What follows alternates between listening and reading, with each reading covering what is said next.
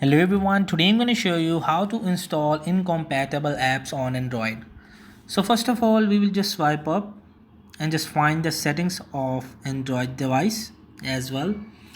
As you can see in the top right corner option is the search icon, and just type install, and as you can see in security and privacy, install unknown apps. Just tap on it for more. Again, just tap on it, install unknown apps.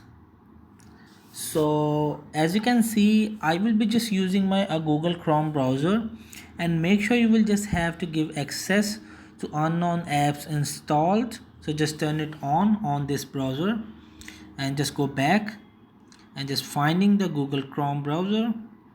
In the search, you will just type any of unknown app if you want to just download. Example, I will be just download the PayPal. I will just tap on it, this first website. After loading, just tap on it, get the latest version. Again, we will just wait for the moment when the downloads is complete. So in this way, you will just have to install incompatible apps on Android. So hope this video helped you. Please don't forget to like and subscribe and get notified for more videos.